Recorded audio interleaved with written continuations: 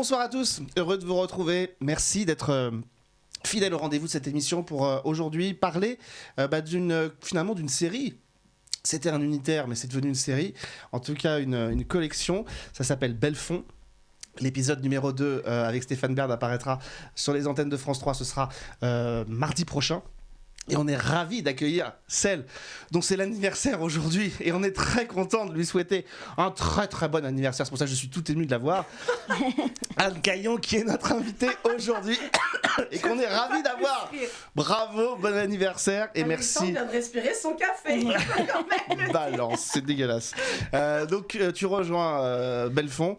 Tu seras à l'antenne de ce deuxième épisode de Belfond. Il y avait déjà eu un pilote. Et on va en parler avec toi. Et on a des petites choses à revoir avec toi parce qu'on le fait régulièrement avec nos invités. On aime bien revenir sur leur parcours aussi de nos invités. Nora Gandour est à mes côtés. Giulia Gabriele devrait arriver incessamment sous peu dans cette émission. On l'attend avec impatience. En attendant, on commence chaque émission, vous le savez, par nos avant-premières. Ça arrive la semaine prochaine. C'est la nouvelle fiction policière de TF1. Ophélia Kolb d'un côté, Julien Doré de l'autre. Ça s'appelle Panda. C'est une série vraiment très particulière. Vous allez découvrir un univers assez nouveau pour les fictions de TF1. Voici la bande-annonce. Vous êtes... Je suis Panda. Non, je veux votre état civil, pas votre animal totem. Pan, plus loin, plus tard. Laissez tomber, il est de la maison. Quoi, vous êtes flic? C'était il y a longtemps. Victor Pandaloni, un flic super doué, hyper prometteur. Moi je demandais rien à personne, j'étais tranquille sur ma plage. Ça veut dire que vous revenez alors? Admettons que je revienne. Bah y a des conditions. Je veux pas de bureau, je veux pas d'armes, je circule à vélo dès que c'est possible. Et dernier petit truc, je me lève à l'heure que je veux. Ah, légitime, hein. Si vous voulez qu'on travaille ensemble, il faut qu'on se fasse confiance. Vous cherchez vraiment les emmerdes à vous, hein? Plutôt des indices là. Vous êtes complètement taré. Panda, votre nouvelle série, bientôt sur TF1. Voilà donc pour Panda, la nouvelle ligne éditoriale des séries policières de TF1, un rôle un peu fort porté par une tête d'affiche que le public connaît. Là c'est Panda, un flic qui aime bien se balader en vélo et se foutre un peu des institutions. C'est un rythme assez particulier, vous verrez, on n'est pas dans le rythme un peu survitaminé de certaines séries policières. Et ça fait du bien. Et puis revoir Ophélia Kolb dans un rôle avec Julien Doré, ça fait du bien. C'est une formidable actrice et on l'aime beaucoup. Donc voilà, ils seront à l'affiche de cette série qui commence jeudi prochain. Venons-en à notre invité. Sachez qu'en tout cas dans la deuxième partie, on parlera d'un unitaire qui va aussi passer sur France Télévisions avec une formidable comédienne, Marie Denarnaud, qu'on va recevoir tout à l'heure et qu'on aime beaucoup. Donc ce sera un vrai plaisir de l'accueillir. Mais venons-en à Belfond, justement. Cet unitaire qui passe mardi soir. Et ben voici tout de suite la bande-annonce de cet unitaire. Enfin, en tout cas, les premières images. Regardez, ce sera avec Anne Caillon et Stéphane Bern.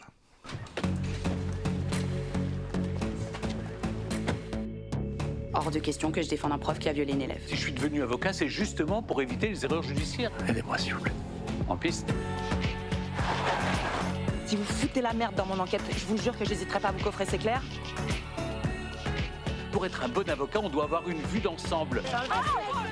Calmez-vous! Je tiens à l'œil, Belfond. J'espère que vous aimez ce que vous voyez, commandante.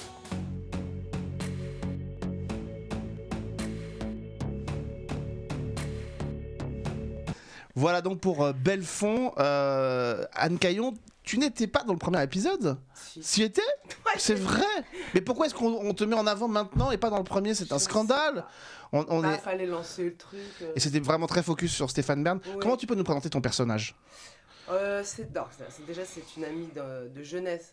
Alors tu vas parler un tout petit peu dans le micro si ça te dérange pas. C'est donc une amie de jeunesse du personnage de Belfond. Ouais. Alors on comprend dans le premier épisode qu'ils ont eu une petite aventure, ce qui était si peu probable qu'on le souligne beaucoup moins aujourd'hui. Je vous avoue que c'était quand même des scènes assez croustillantes à tourner, n'est-ce pas? Parce que Stéphane et moi n'y croyons pas. C'était fou rire sur fou rire, avec Juliette Plumcock qui nous servait des cafés. Et nous on aime deux... tellement. Je l'adore. Passion, mais alors elle nous regardant dans un truc un peu séduit, c'était pas possible. Et donc ça c'est un peu passé. Donc bon, en tout cas on est amis d'enfance, on a été très proches, on le comprend. Et puis on comprend aussi qu'il a quitté le bled où on a vécu notre enfance pour vivre sa vie de procureur. Et là, il revient Il chargé revient dans son petit- de son vécu difficile et tout ça. Et on se retrouve sur la même enquête dès le premier épisode. Qui est un hasard de dingue sur le second également. Voilà. Mais oui. Mais c'est le jeu. Il y a beaucoup de hasard. Il y a beaucoup de hasard.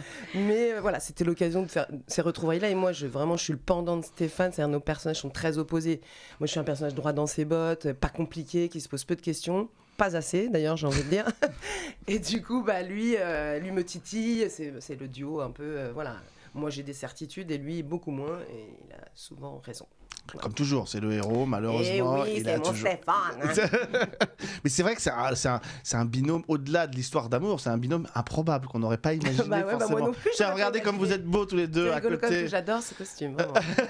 Ah, il te va à merveille. Ah, mon Dieu. Ah, j'avoue, pour avoir suivi un peu ta carrière, il y a des costumes qui t'allaient beaucoup mieux que celui-ci quand même. Merci, mais il va personne. Je me pose la question d'ailleurs chaque fois de me dire ces femmes qui choisissent ce métier choisissent de tous les jours porter ce vêtement. Voilà. Je t'assure que ça me fout le bourdon quand je suis arrivée au HMC le matin. Bon, après, c'est un choix, c'est très noble. Hein. Et surtout, Une vocation. surtout que ce qu'on remarquera à quel point tu es bien brushé, t'as un bon brushing, tu vois. Il faut C'est bien magnifique. pallier le costume quand même. Oui, non, mais d'accord, mais ça fait un peu côté un peu drôle de dame, c'est pas mal, tu vois. Oui. C'est assez, Mais c'est c'est vrai assez que je le classe. porte pas trop le costume. Elles ont été gentilles, c'est des réalisatrices, alors les femmes sont plus compréhensives. Je dois le porter une fois par épisode. Ouais, c'est Voilà. bien. Juste pour rappeler Ça que t'es suffit. dans ce, Que dans t'es ce, gendarme. C'est que bien t'es pour gendarme. l'ego. Voilà. C'est bien pour l'ego. Comment ça se passe de tourner avec Stéphane Bern qui est arrivé à la comédie. Alors il avait fait un guest dans l'art du crime où il jouait un animateur d'une émission d'histoire dans l'art du crime. Il avait fait aussi quelques unités. Puis là il arrive effectivement avec Belfond. C'est le 2e épisode. Le premier avait cartonné. Comment ça se passe? Alors, déjà, quand on m'a dit, ce que ça te dit de jouer une flic, déjà on m'a menti, on a dit flic, hein, Oui. gendarme, auprès de Stéphane Bern.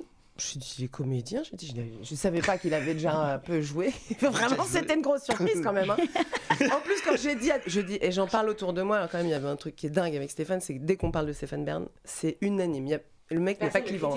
Personne. Ah ouais, moi j'ai jamais entendu un truc Personne. agréable sur Stéphane Bern. Que ce soit Mais tu des peux chefs pas. d'entreprise qui s'endorment devant ces émissions d'histoire avec Ouais. sa berce, que ce soit ma nounou qui me dit c'est lui qui m'a fait aimer l'histoire, c'est un truc de Clara dingue. Luciani qui est folle amoureuse de lui. Mais c'est fou. Ouais, Non, mais c'est Il dingue. est, voilà, unanime. Mais Alors qu'en fait il est Mais infernal. sauf que moi, quand non, alors justement, hein, c'était une vraie surprise. Mais moi, quand je dis à des amis que je fais ça, du coup, tout le monde me dit, mais tu fais une reconstitution historique. Il n'y avait pas moyen que ce soit un truc contemporain. Je n'étais pas la seule à ignorer qu'il soit comédien. Et le jour où je l'ai rencontré, on m'avait dit qu'il était charmant. Mais j'arrive à la cantine et il me dit bonjour, je suis Stéphane. Ah bon, genre, jamais vu ta tête. Et il me dit, je suis très contente de tourner avec toi, il paraît que tu es drôle. Ah, la pression.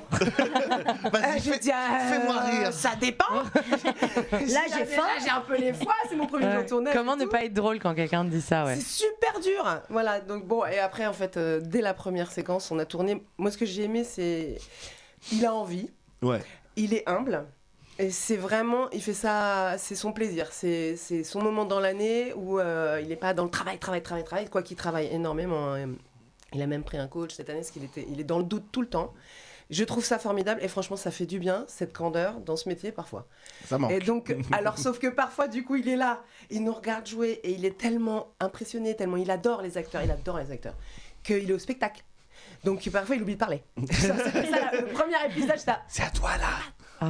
donc des fous rires, il dit parce qu'il y avait c'était Arnaud Binard au premier épisode Ouais. qui Ah bah, je pleurait comprends. dans une séquence. Bon, déjà qu'il est beau gosse. Ah, voilà.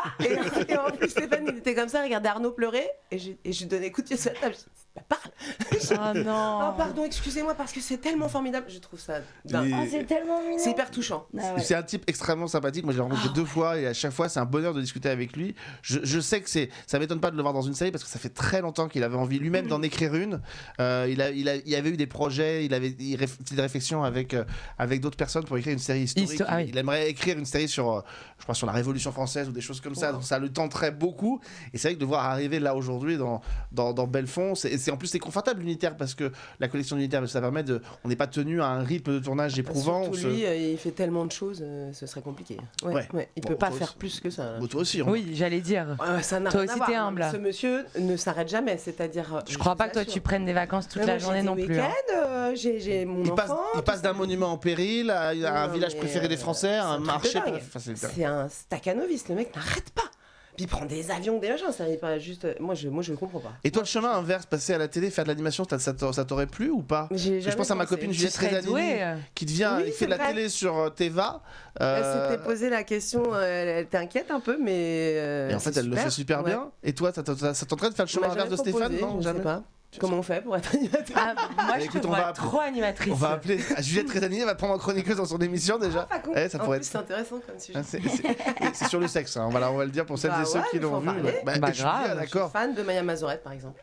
Moi aussi, idole. Tout le monde. Ah, Tout le j'adore monde. cette Ses fille. chroniques, je les adore. Ah là là, qu'est-ce qu'elle fait du bien. Très très drôle. Ouais, On va revenir à Stéphane Bern, je suis désolé. Oui, pardon. Et à Belfond. J'adore ces chroniques. J'adore ces chroniques sur le sexe. L'histoire, le sexe, quand même. Ça va ensemble. Ouais. Ça va. Aucun royaume ne s'est fait sans sexe. Absolument. Quand même. Ça va ensemble. Mais moi quand je te voyais dans Belfond, et pour avoir vu effectivement ton parcours qui est quand même maintenant bien riche et avec beaucoup de.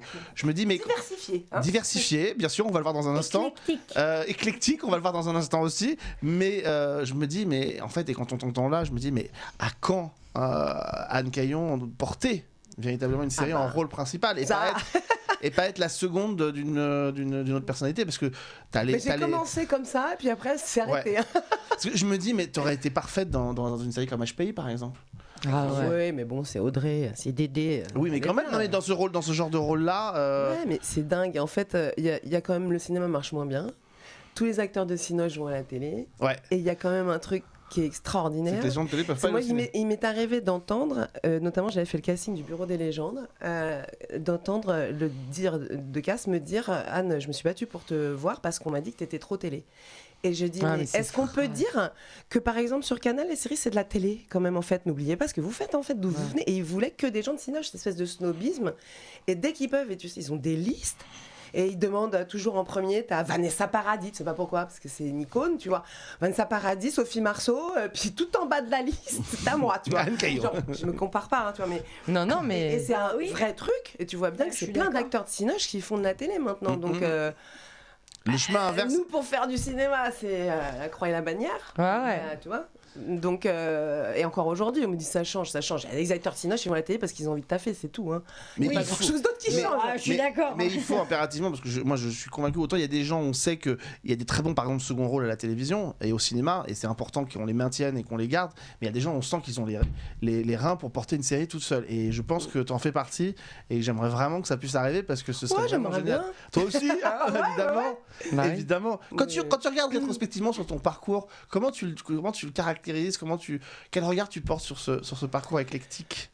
Je me dis, je représente un peu ce qu'est le métier. Alors avec quand même beaucoup plus de chance que d'autres de mes camarades de l'école, parce que j'ai quand même fait une école nationale, on avait tous l'impression qu'on avait tous bossé, parce qu'une fois qu'on est dans ces écoles-là, t'as déjà un concours, t'as l'impression que tout est acquis, pas du tout. Mais j'ai souvent travaillé, mais j'ai commencé au théâtre comme beaucoup de mes camarades avec un metteur en scène de l'école. J'ai eu la chance de faire une pièce avec François Cluzet et Valérie Bonneton à l'époque, qui m'a fait rencontrer un agent. Et là, j'ai commencé à faire de l'image. Mais tout de suite, je me suis rendu compte des clivages entre les différents métiers de notre métier, c'est-à-dire le théâtre, le cinéma, tout ça. Déjà, j'ai fait du théâtre privé. Donc, j'avais fait déjà une pièce au public. Le théâtre public me regardait plus. C'est-à-dire, moi, le théâtre privé, c'est... Bon. Là, je me mets à faire de la télévision. Alors, le théâtre... Ils m'appellent plus. Alors c'est des familles, après tu perds aussi les contacts. Les chapelles surtout. C'est plus que des familles, c'est des chapelles. Alors je te dis pas le théâtre subventionné, là c'est plus jamais possible pour moi de ma vie. Mais je serai jamais aux Amandiers, hein, toi.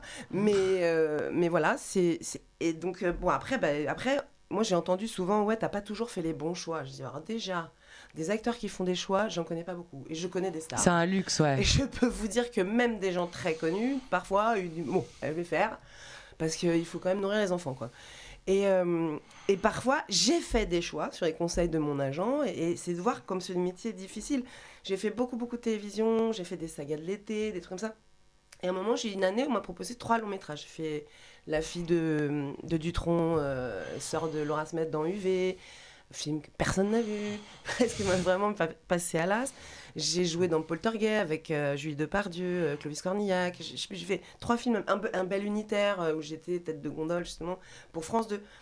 Et là, mon agent a dit refuse. Il m'a proposé une saga de l'été pour TF1. Il dit refuse. Donc j'ai dit ok, je refuse. Je me trouve qu'à la rentrée, j'ai 30 000 balles à payer aux impôts parce que je me rends pas compte que bon, on travaille, c'est bien, mais en fait, on croit qu'on est riche. En fait, on travaille pas tous les jours. C'est bon, même si on travaille beaucoup. Et puis d'un coup, j'ai dit, mon Dieu, j'ai dit non, mais elle me dit, t'inquiète, les films vont sortir, ça va venir, ça va rentrer. Il ne s'est rien passé. Les films n'ont pas marché. Et les gens à qui j'avais dit non pendant ce temps, bah, c'est pas ils se vexent, mais ils disent non, elle veut plus faire. Ah ouais. Donc, laissons-la tranquille, ils pensent même plus à toi, en fait. Et je me suis retrouvée pendant 2 ans sans bosser, du tout. Mais bon, c'est ça ce métier, quoi. Mais après, les gens ils m'ont dit, c'est parce que t'as toujours pas fait des bons choix. J'ai fait le choix parfois de ne pas faire, et c'est difficile. T'as fait des bons choix. C'est des choix qui correspondaient pas à l'époque à ce que les gens avaient envie d'imaginer les comédiens. On va voir quelques petites photos de projets dans lesquels on t'a vu passer. Voici la première photo qui va apparaître. Là, on te sent, on est au tout début de ta. Oui. J'étais énorme. J'essaye de retrouver. On est morte de préférence. Morte de préférence. Jean-Luc Breitenstein, le réalisateur, avec Malisa, sublime. C'était génial. C'était un de mes premiers rôles. On a tourné, c'était un bizarre format parce qu'on a tourné 2 fois 72 minutes. C'était que ce truc. Ah, c'était les formats expérimentaux de l'époque. Diffusé bizarre. T'as quel âge là? J'arrive pas du tout à m'en. Alors, je ne sais pas. 18 ans. Ah non, tu rigoles, j'ai commencé à tourner, j'avais 29 ans. Putain, moi, je suis rentrée à l'école. Là, t'as 29 ans. J'ai dû avoir une petite trentaine. Mais non. Bah, si. Bah, si, moi, j'ai trop bête. Ah, moi, j'étais sur 18. Ah, bah, voilà, quand même. À 18 ans, je peux vous dire, je venais de passer mon bac, j'étais à fac de droit. Ceci dit, regardons, on déroule les photos, mais on est. C'est à Marseille, ce tournage génial. On est sur d'autres, on est dans cette veine-là, parce que c'est vrai que, regarde, là. Allez, Montana. Avec Yvon Bach derrière. Là, il était tête de gondole. Là, t'étais tête de gondole, mais la série a pas duré longtemps. Il y a eu 2 saisons, je crois. C'était un peu la fin des 90 minutes. Ouais. Et puis c'est Takis a quitté à ce moment-là TF1. Takis c'était un peu mon papa de la télé, quoi. Et puis c'est toujours comme ça aussi dans les chaînes, quand quelqu'un d'autre arrive, il dit bon, je vais faire autrement. Et c'est d'autres gens qui arrivent. Ça, c'est toujours, ça a été un grand classique, notamment des années 2000, où chacun défaisait ce que le précédent avait fait. Finalement, ça t'a porté chance, les sagas. Enfin, pas longtemps, mais regardons la prochaine photo, vous allez voir. Regarde. Oh, la coupe, j'adore. Ah ouais. Zodiac. Bah, c'était merveilleux aussi. Un tournage dans le sud où il faisait tellement chaud que les figurants s'étaient brûlés vifs. C'était un truc choral, c'était super sympa. Claire Kaim, que j'ai retrouvé des années plus tard aussi, que j'ai rencontré là-dessus. Et Jacques Spisser. Et Jacques Spisser qui jouait qui était devenu mon super pote sur tournage, ce qui n'est pas facile, Jacques. Mais moi, j'aime bien. Alors, j'aime bien. Du coup, j'ai tourné après des... Comment ça s'appelle ça? Des Magellans. Des Magellans, avec qui j'en ai tourné 2. J'ai fait le dernier. Notamment, ce qui était pas mal. Avant que ça revienne peut-être sur C8, vu le carton que c'est, ça fait partie des rumeurs, c'est peut-être des retours sur cette série. Zodiac, c'était génial. C'est vrai qu'on a reçu Franck Olivier il y a quelques mois, qui était le scénariste de cette série, et on lui posait la question de savoir est-ce que tu penses en 13 ans ou pas à un retour de Zodiac. Il dit ça pourrait être intéressant Je voudrais signifier que Magellan a été élu une des séries françaises les plus réussies par le New York Times. Oh pas mal. Incroyable. T'as l'air étonné. Non, mais c'est parce que c'est une série oui, parce qu'on s'attend pas. Classique, parce que c'est extrêmement bien écrit. C'est un peu bien comme écrit. Colombo. Enfin, c'est pas la même mécanique. Et le personnage est amusant, écrit, justement, ce petit bonhomme cynique là. Et voilà le projet sur lequel je crois que j'ai rencontré Anne Caillon pour la première fois. Regardez. Ah, c'est la première fois qu'on s'était vu. Je crois que c'est la première fois. Il y avait le Press Junket 13e rue et tout, c'était la classe. C'est une série qui s'appelait Heaven, qui était une série diffusée sur 13e rue, et tu avais eu un rôle important, je crois, dans la 2e saison. C'était magique ça. Alors voilà, pour le coup, le genre de truc pour lequel on ne se bat pas. C'est toujours comme ça. C'est dingue. C'est un des trucs les plus dingues que j'ai fait. On me dit, tu veux faire une self-tape, c'est pour une nouvelle série américaine, c'est tourné au Canada.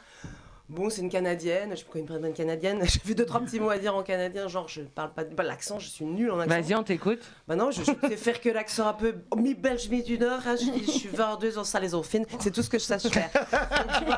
Ça m'a dit tout. Grâce à Cécile de France, qui était quand même ma camarade de classe. Et donc... là, il me demande une self-tape. J'ai quand même appelé un copain chef-op en me disant j'arrête de te filmer comme de la merde en te donnant toi-même la réplique, en m'enregistrant ma voix. J'ai déjà fait des fois des trucs comme ça ne marche pas. Donc il m'a filmé correct, mais bon, j'ai bossé 2 séquences. 2 jours après, coup de fil, mon agent, ils veulent te voir, ils te veulent. Donc est-ce que tu peux prendre un avion dans une semaine et bien en business, je suis partie à Halifax. Et inspiré, je crois, de Stephen King, il me semble. Stephen King, ouais. C'est ça. Et puis alors une expérience de dingue de tourner des séries parce que c'est des bosseurs, hein, je peux vous dire. Le midi, on débandait pas, c'est-à-dire le midi, on faisait des séances de travail avec les auteurs aux États-Unis, quoi. Enfin, aux États-Unis, qui étaient à Los Angeles, en direct, non. C'était fou. Hein. Je suis souvent début du tournage à 6h le matin, fin à 21h ou 22h. Oui. Ah oui, bah là, il tournait le même rythme que sur une quotidienne. Hein. C'est incroyable. Et c'est vrai que cette série a connu 2 saisons, diffusée en France sur 13e rue. Et c'est vrai que c'était un événement à l'époque parce qu'il y avait peu de Français qui encore passaient l'Atlantique pour aller dans les séries américaines. Et Anne Caillon en faisait partie. Évidemment, il y a eu ensuite l'expérience droit au mur, c'est ça? Dos au mur. Oui. Et série qui était une des tentatives. Non, mais une des tentatives de la TNT de produire de la fiction. Par la TNT, et qui a été sabordée par la chaîne, il faut le dire, avec une programmation pourrie. Incroyable la programmation. Ah non, mais c'était ni fait ni à faire. 10 épisodes dans 2 jours, genre. C'était ni fait ni à faire. Du binge. Alors qu'il y avait une vraie ambition et un vrai marathon. Moi, je m'étais investie surtout. J'ai même eu prix à Série Mania. J'étais très motivée par cette, je m'en souviens. J'ai bossé dur. Je venais d'avoir ma fille, je suis partie, elle avait 7 mois. Je peux en pleurer encore. 7 mois jusqu'à ses 1 an. Je me suis taillée à Grenoble. Pour tourner ce truc-là, mais pareil, un rythme de dingue et tout, avec François-David Cardonnel, qui est déjà qui est aussi dans Belfond. Et c'était un peu rude, je voyais ma fille que le samedi, parce que je rentrais à Paris le samedi. Moi, j'étais fière, quoi, on a bossé dur. Après, bon, la réal était un peu inégale, parce que c'est pas les mêmes réalisateurs, mais je trouve les premiers épisodes étaient vraiment canons. Et ils l'ont diffusé en 2 jours. Quoi. Ouais, ça a été un massacre. Avant de recevoir et d'ouvrir le plateau pour recevoir Marie Denarnaud, qui va nous rejoindre, un dernier rôle, et je fais confiance. Mais c'est le dernier jour de tournage, ça. Mais oui, et donc. Ça se voit. Bout du roule. Et je fais coucou. Il y a tout qui tombe. Je fais coucou à Hector Langevin qu'on adore. Qui était à l'école avec moi, que j'aime beaucoup. Ah bon? Et je fais un coucou parce que pour tout te dire, je voulais qu'il vienne aujourd'hui te faire une surprise. Ah, ça aurait été dingue. Mais il tournait, le pauvre, donc il n'était pas dispo. Donc voilà, donc on pense à lui. Moi, je vais être très honnête avec toi. Quand j'ai vu cette arche là et que j'ai vu ce qu'il t'avait réservé, j'ai dit mais pourquoi est-ce que les arches les plus dingues, les plus folles et les plus complètes pour un personnage, c'est pour le moment où il s'en va? Franchement, j'ai pas été très gâtée juste avant. C'est vrai. Ça faisait 1 an vraiment que je jouais mon cul sur la commode.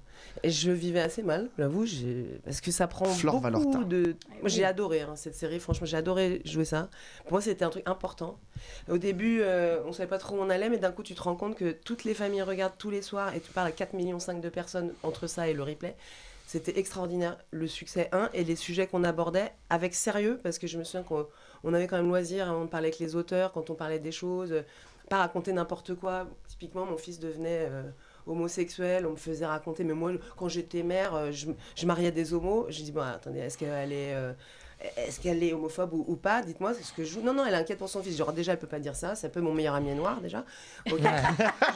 Tellement. Je dis deuxièmement, le personnage de Anna, là, disait t'inquiète pas, ton fils, il pourra faire des gosses. Aujourd'hui, les hommes, les homos, ils peuvent faire des gosses. Je dis, mais qui peut faire des gosses, les gars? Je peux pas laisser dire ça. Qui peut faire des gosses, à part les gens qui sont pétés de thunes, très érudits, qui savent où il faut aller aux États-Unis. Ça protège des avocats, ça coûte 200 000 balles de faire un gamin pour un couple homo. Et donc, c'était important. Il m'écoutait, on racontait pas n'importe quoi. Bravo. Mais pas dire dans les familles, et donc c'était pas juste une quotidienne, quoi. Et en plus, bon, c'est tous fort attachés les uns aux autres, c'était super. Mais à un moment, moi, il me faisait plus rien jouer du tout. J'arrivais à la fin, au bout d'un contrat.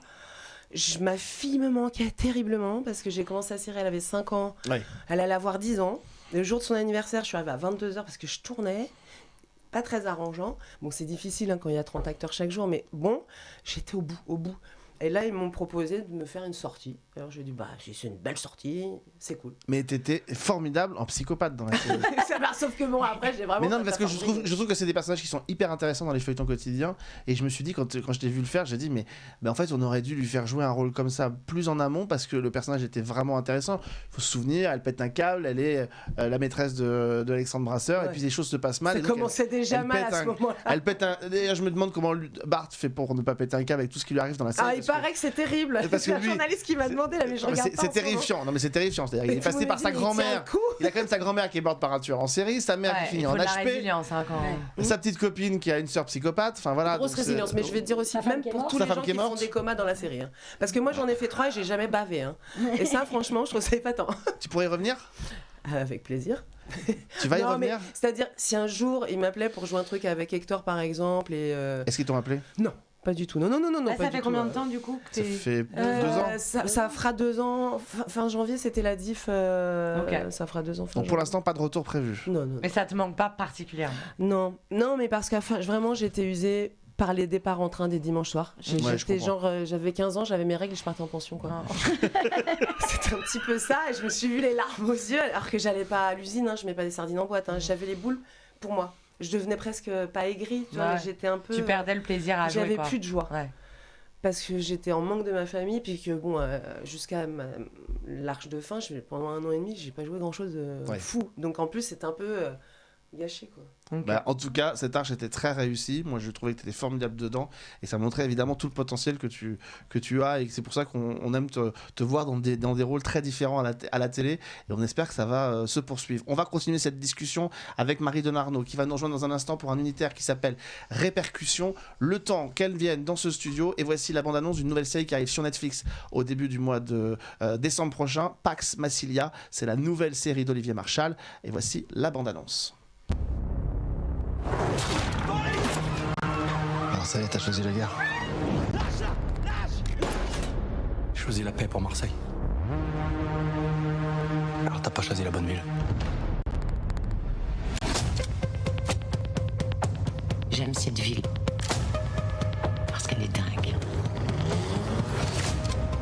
Pour la contrôler, j'ai besoin de flics qui lui ressemblent.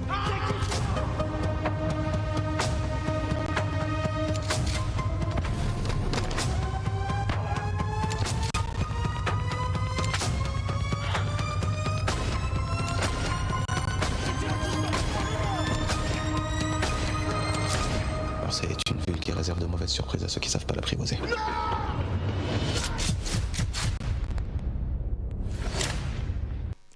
Et voilà donc pour Pax Massilia, la nouvelle série d'Olivier Marchal qui démarre donc le 6 décembre je crois sur Netflix pardon. Voilà une série d'action comme il sait très bien les faire. On enchaîne dans la deuxième partie de cette émission.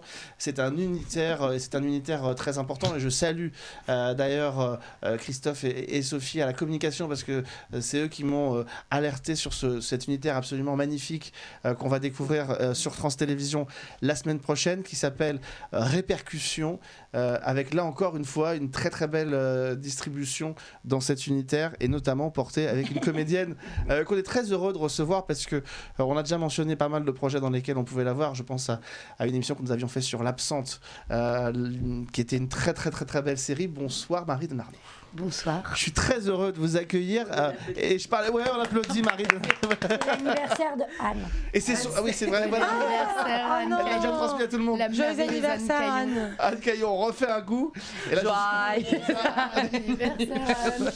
et quelles vont être les répercussions d'un anniversaire? C'est presque le point de départ finalement de cet unitaire, un unitaire important qui vraiment, je le disais, d'abord est très puissant et très fort en termes de messages véhiculés et en même temps un postulat de départ qui est quand même très original par rapport à tout ce qu'on peut voir. Sans trop en dire, mais comment on peut raconter ce point de départ de cet unitaire, Marie? Je dirais que c'est l'histoire des répercussions d'un accident. Après, ça parle évidemment aussi de l'alcool au volant. En même temps, je crois que là où le film est incroyablement réussi, déjà, ils ont eu la merveilleuse idée d'aller chercher Virginie Wagon, qui est une grande cinéaste, pour le réaliser. Une très grande réalisatrice. Et elle a réussi à ne pas en faire une publicité de santé publique, quoi. C'est-à-dire qu'elle a réussi... C'est pas tu t'es vu quand t'as bu, quoi. C'est pas glauque, gris et... Pas du tout. Et puis surtout, c'est pas moralisateur, ça questionne pas la fête, ça questionne l'attention aux autres, ça questionne la solidarité et ça questionne évidemment l'amitié, je trouve. La médecine, alors... Non, l'amitié. Ah pardon, l'amitié. La médecine, oui. Qui dire n'importe quoi. L'amitié. L'amitié et puis la question de la responsabilité, en fait, de à quel endroit est-ce qu'à un moment donné, on doit prendre aussi certaines responsabilités ou pas, quoi. Et voilà. Et c'est des messages qui sont importants évidemment à véhiculer à la télé qu'on voit pas forcément assez souvent parce que c'est vrai que dans n'importe quelle fiction souvent on se serait dit mais qu'est-ce qui se cache derrière cet accident de voiture mais qui a provoqué l'accident de voiture et là en fait c'est les fictions sociétales que France Télévisions affectionne particulièrement, c'est ça aussi qui guide un choix quand on accepte un rôle, c'est de se dire d'aller vers des choses qu'on n'a pas forcément l'habitude de faire et de recevoir, même en tant que comédienne? Bah oui, enfin là, c'est évidemment Virginie, c'est une rencontre incroyablement excitante parce que c'est une femme merveilleuse, c'est une artiste, elle a un point de vue, en fait, la mise en scène du film est très singulière, elle appuie des choses, elle est radicale, elle fait des choix, et que ne font pas toujours les réalisateurs de télévision, soit parce qu'ils n'ont pas le temps, ou ils n'arrivent pas à le prendre parce que c'est aussi une prise de pouvoir sur un type d'économie. L'économie d'un unitaire, évidemment, elle n'est pas fastueuse. Donc c'est aussi une vraie volonté, en fait, et de qui on va chercher pour le faire et de se battre pour avoir certaines couleurs dans son film, certains types d'acteurs, ce qui peut être vraiment quand même une bataille avec les chaînes aussi.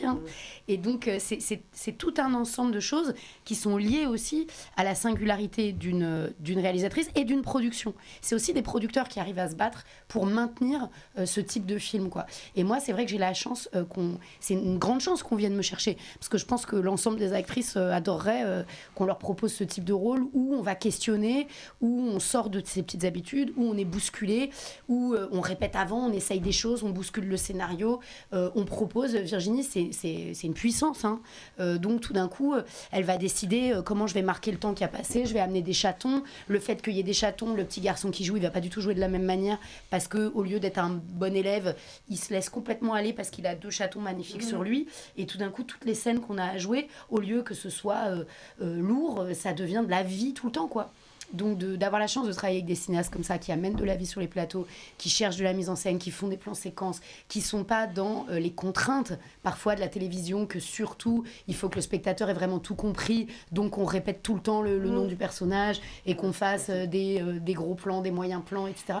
Là on est vraiment dans une autre grammaire, et ça c'est quand même et Virginie et les producteurs, Yann et Camille, qui ont apporté cette qualité-là quand même. Et ce qui est fort, c'est, alors en langage traduit, parce que Marie est très classe. Je suis pas compréhensible. Si, Marie est très classe, mais souvent dans les films, dans les productions, on cherche évidemment à la fois surtout des noms qui vont permettre d'être soi-disant bankable, et là on a des visages et des gens que l'on connaît.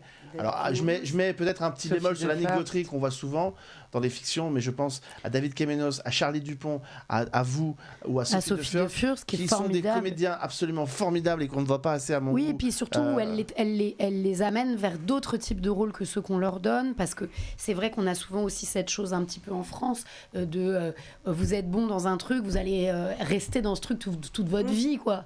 Et quand même, elle brasse et elle crée aussi une bande, et évidemment de jouer avec des acteurs de cette qualité, on devient tous bons, quoi, et puis on a le temps. On a le temps d'être bon aussi, parce qu'on a le temps de chercher, on a vous le temps devenez d'avancer. bon, mais vous étiez tous déjà très très bons, parce que on merci. se le disait hors antenne. C'est vrai que parmi la génération de comédiens qui débarquent en force à la télévision, et on parlait de l'Absente, on parlait de tous ces projets-là, vous faites partie des très très bonnes comédiennes qu'on a aujourd'hui à la télévision.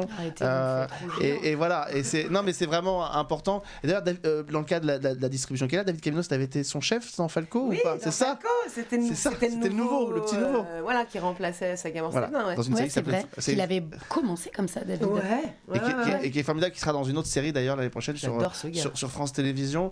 Et Charlie Dupont, moi qui est un mec que j'ai découvert dans Hard. Bah oui. Aussi.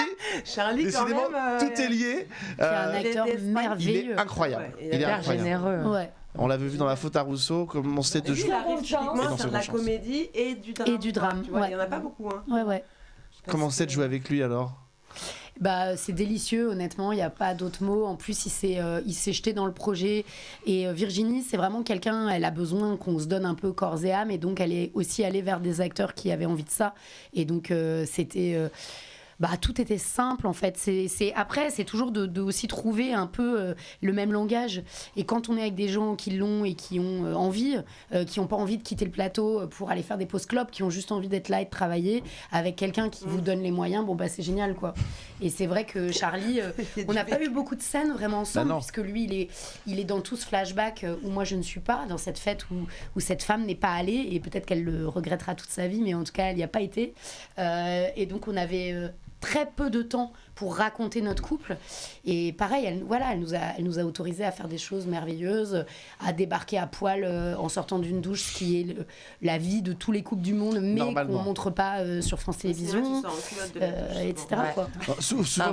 Souvent pire, les couples ont toujours un drap autour d'eux. Tu fais jamais dans ta vie. C'est pas confortable. Sauf si vraiment on a froid. Quoi. Sauf si on a vraiment très très froid. Voilà. On parlait tout à l'heure avec Anne justement de cette fait que on vous voit dans beaucoup de projets, vous incarnez beaucoup de choses et en même temps on a du mal à ce que les productions vous donnent des rôles de premier plan. Est-ce qu'il faut se battre pour ça ou pas du tout?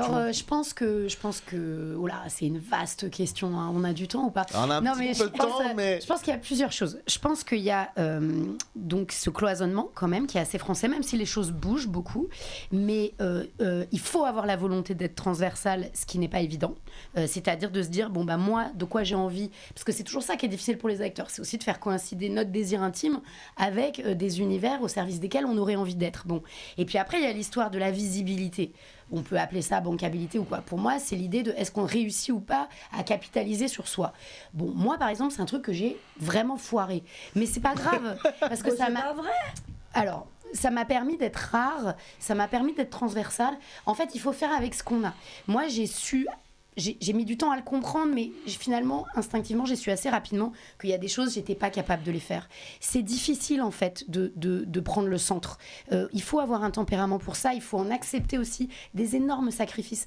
Moi, je pourrais pas faire ça, en fait. Mais voilà, c'est quelque chose avec lequel, à un moment donné, auquel il faut se confronter. Est-ce qu'on est capable, en effet, d'aller dans plein de soirées, d'aller à des défilés de mode? Moi, ma vie, elle est un peu trop courte, donc j'ai pas pu faire ça. Mais c'est vrai que ma vie est un peu trop courte pour aller dans les défilés de mode. Moi, je sais pas faire une photo de moi, ça m'angoisse. Alors que d'être à poil sur scène devant 50 000 personnes parce que la pièce est importante et que la nudité est importante, j'en aurais rien à foutre. Faire pipi sur moi, ça me dérange pas d'être filmé en train de le faire si c'est important pour le film. Par contre, de poser pour un magazine la bouche ouverte parce que c'est ça quand même aussi qu'il faut être. Il faut être tous les jolie. Jours des posts Instagram. Voilà, ça moi j'y arriverai jamais. Ça. Voilà, mais c'est pas grave parce que on y arrive autrement. Donc je crois que voilà, tout ça c'est quand même des choix et qu'être un acteur de premier plan, bon bah il y a aussi parfois être dans le bon projet au bon moment. Hein. Il y a une part de chance, il y a une part de talent, il y a une part de travail et puis il y a aussi une part, je dirais, qui est très intime et qui est est-ce qu'on est capable de ça ou pas. Et moi j'admire énormément ceux qui savent le faire. Mais bien sûr, je les vénère. Je les travailler en même temps. Voilà. Et puis voilà, moi j'ai travaillé avec Mélanie Laurent que j'adore. Mélanie, elle a une légèreté par rapport à ça et elle comprend pas. Elle me dit mais t'es chiante, vas-y fais-la la photo, regarde pif paf pouf. Et elle fait ça. Cette facilité, oui, c'est ça. Et elle, la photo est sublime. Moi, si je fais pif paf pouf, j'ai juste l'air d'un crapaud. J'en suis pas si sûre. Ouais. Mais... si. Pas du tout. Non mais vraiment. Donc voilà. Vous venez de faire pif paf pouf, vous êtes magnifique. Non mais c'est ça quand même pas faire des photos. Parce qu'elle en a bavé, Mélanie Laurent. Moi c'est jamais moi sur les photos. Il y a plein de façons d'être. Et finalement, est-ce que c'est grave ou pas? Alors évidemment, être un acteur de premier plan, ça donne de la liberté du choix et on peut être au service de projets qu'on rêverait de faire. Mais finalement, être un acteur je dirais pas de second plan en termes de hiérarchie de qualité, non, sûr, mais je dirais moins vu. Ça permet exposé. aussi d'être dans beaucoup de choses, de rester dans du réel. Et de ne pas être dans une forme d'étiquette. De rester crédible aussi dans certains personnages. Et finalement, c'est pas si mal. C'est pas si mal. Et quand c'est pas mal. Hein, quelle émission on aborde des grands sujets. Moi, je trouve que dernièrement, dans les séries françaises, que j'adore, on va appeler ça second rôle, mais c'est pas second rôle, mais pas la star de la série, quoi. Sont beaucoup mieux écrits et du coup les personnages sont beaucoup plus intéressants. Ils ont été très longtemps les faire valoir. Mais voilà, avant ils étaient pas mis en avant. Là je trouve que comme tu te dis je vais me prendre Miguel Bankable machin. À côté tu te régales plus avec. Voilà parce qu'il se fatigue un peu moins à décortiquer le personnage et du coup il mise beaucoup sur la qualité des personnages secondaires. Il y avait plein de séries qu'on a reçues. Tapi, un dernier exemple. Tapi avec l'avocat dans Tapi, quelle découverte. Laurent Lafitte dans Tapi, il est exceptionnel. Mais moi je le juge. Il est incroyable. Incroyable. Pour moi cet acteur, waouh. Oui. Comment il s'appelle? Pardon. Dans quoi, l'avocate, Marianne. Marianne, tu sais, son greffier, il est fantastique. Tu regardes toute la série, t'es scotché par le greffier. Et tu vois, les auteurs étaient dit, oui, mais lui, tu vois, parce que tu peux te faire plaisir, c'est différent. Et je trouve que ça se ressent beaucoup dans les séries dernièrement. Les personnages autour sont très soignés et limite, pour le téléspectateur, un peu plus jouissif à suivre, quoi. Donc moi je trouve que c'est bien réussi quand même. Et je regardais pour préparer l'émission, parce que c'est vrai qu'on aime bien le faire quand on n'a jamais reçu des comédiennes et des comédiens, on aime bien remonter un petit peu dans le temps et découvrir un peu le parcours. Vous avez un parcours qui est hallucinant. Est-ce que vous vous souvenez de ce premier rôle que vous tenez au cinéma? Bien sûr. Regardez, et que je ne renierai jamais. Un petit extrait de la bande-annonce. Moi, je ne me souvenais pas. Et regardez, vous êtes magnifique. Donc ça va être bizarre. Regardez. Chérie, mais qu'est-ce qu'il y a? Marie n'a pas prononcé un seul mot depuis le drame. C'est mal ce que t'as fait. Très mal. La petite Marie. Marie. Mais par chance, son bourreau à elle est un ange. Alors tout peut arriver. Parce que tu n'es pas malade. Et ici, on va t'aimer vraiment. Je vous laisse 6 mois pile pour faire un miracle. Oh, le dingue, on se calme. Ah bah tu vois, même le nouveau, il va me filer un coup de main. Bonjour, Marie. Laissez-nous bosser, foutez-nous la paix. Alors, thème. C'était le premier film en tant que réalisateur de Patrick Sébastien. Oui, et je crois que c'est son unique film. C'est son unique film, ouais. C'est très marrant parce qu'en ce moment, Thème revient régulièrement dans ma vie. L'année dernière, il y a un journaliste qui faisait une série d'articles assez conséquents sur des espèces de séries Z ou de films ratés ou de films cultes au sens négatif et qui a voulu m'interroger sur Thème, qui a fait un papier sur Thème. Et la plupart des gens n'ont pas voulu en parler. Et moi, c'est un film que je renierai jamais. C'est très étrange que j'ai commencé par ce film au sens où moi j'étais très cinéphile, j'ai grandi sans télévision, je ne savais pas qui était Patrick Sébastien quand je l'ai rencontré. Je pense aussi que c'est pour ça qu'il m'a choisi. J'ai adoré faire ce film. J'ai adoré travailler avec Patrick sur le plateau. Après, le fait qu'il joue dans le film, évidemment, a peut-être pas été. C'était pas un acteur. Peut-être que. Il y a une sacrée distribution. Il y a Jean-François Balmer, il y a Annie Girardot. Il y a Michel Duchossois, il y a Myriam Boyer. C'était irrefusable comme projet. Je sais pas si c'est français ce que je viens de dire. Ouais. Voilà. Après, ce qui est très étonnant aussi, c'est que moi, qui étais quand même une intello, le scénario est très borderline et très bizarre. Parce que ça raconte quand même un médecin qui veut remettre en contact un violeur et une violée, une victime, un agresseur. Et oui, j'ai fait ce film. Et en fait, j'ai eu mon agent, après, a voulu que je l'enlève de mon CV. Et en vrai, je vois pas pourquoi, parce que je l'ai jamais revu, le film. Il y a des gens pour qui c'est un film culte. Les gars qui faisaient...